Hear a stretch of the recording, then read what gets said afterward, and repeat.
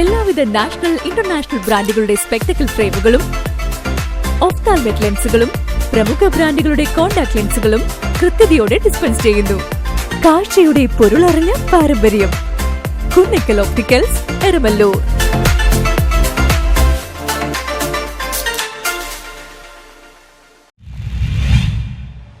TM. Muhammad ദിനാചരണത്തിന്റെ ഭാഗമായി CPIM Kochi area കമ്മിറ്റിയുടെ നേതൃത്വത്തിൽ നടന്ന അനുസ്മരണ സമ്മേളനം CN മോഹനൻ ഉദ്ഘാടനം ചെയ്തു.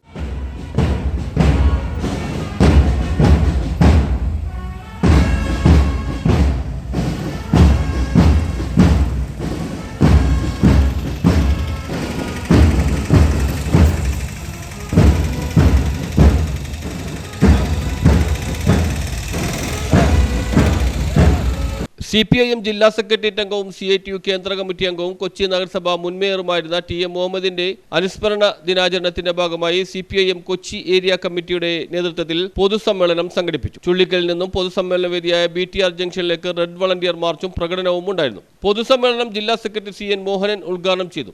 അവർ ഏതെങ്കിലും ഒരു കൗൺസിലിലേക്കോ അല്ലെങ്കിൽ ഏതെങ്കിലും ഒരു പഞ്ചായത്തിലേക്കോ അല്ലെങ്കിൽ നിയമസഭയിലേക്കോ മത്സരിച്ച് ജയിച്ചതിന്റെ പേരിലോ മത്സരിച്ചതിന്റെ പേരിലോ ഇല്ല. ആ നേതാവിനെ, ആ ആളെ ജനങ്ങൾക്ക് എത്രത്തോളം വിശ്വാസമാണെന്നുള്ളതാണ് ഏറ്റവും അടിസ്ഥാനമായിട്ടുള്ള കാര്യം. ജനങ്ങളുടെ വിശ്വാസത്തിൻ്റെ ഞങ്ങളോടൊപ്പം ഉള്ള ഒരാൾ, ഞങ്ങൾക്ക് വേണ്ടി പ്രവർത്തിക്കുന്ന ഒരാൾ എന്നുള്ള വിശ്വാസത്തിൻ്റെ അടിസ്ഥാനത്തിലാണ് ഇദ്ദേഹം നേതാവാകുന്നത്. നമ്മുടെ ഈ കൊച്ചി പ്രദേശത്ത് കമ്മ്യൂണിസ്റ്റ് പാർട്ടി കെട്ടിപ്പടുക്കാൻ വേണ്ടി ഏത് അക്കാഡമിക് ക്വാളിഫിക്കേഷനിലെ ആൾക്കാർ ഇറങ്ങിയിട്ടാണ് പാർട്ടി കെട്ടിപ്പടുത്തത്. മട്ടാഞ്ചേരി വെടിവെപ്പിൽ കൊല്ലപ്പെട്ട ആൾക്കാരും ആ കൊല്ലപ്പെട്ടില്ലെങ്കിൽ പോലും അതിക്രൂരമായിട്ടുള്ള പീഡനങ്ങളും അതുപോലെ തന്നെ ചൂഷണവും ഏറ്റുവാങ്ങിയ തൊഴിലാളികളും ഈ കൊച്ചി പ്രദേശത്തും എറണാകുളം ജില്ലയുടെ പടിഞ്ഞാറൻ ഭാഗത്തും അല്ലെങ്കിൽ കേരളത്തിന്റെ പല ഭാഗത്തും വന്ന ആൾക്കാരും അതിലുണ്ട്. അതിനെ സംബന്ധിച്ചുള്ള ഈ മട്ടാഞ്ചേരിയിലെ കലാപത്തെ സംബന്ധിച്ചുള്ള സിനിമ തന്നെ ഇറങ്ങിയല്ലോ.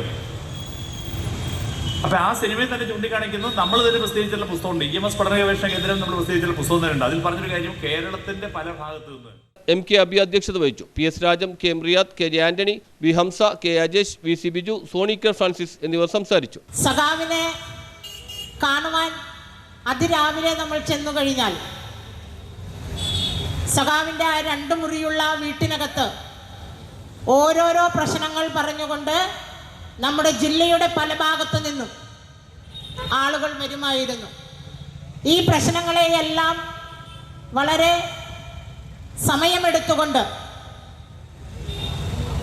ആ പ്രശ്നങ്ങളെ കേട്ട് അവയ്ക്കുള്ള നിർദ്ദേശങ്ങൾ കൊടുത്ത്. News bureau, Thoppumpady.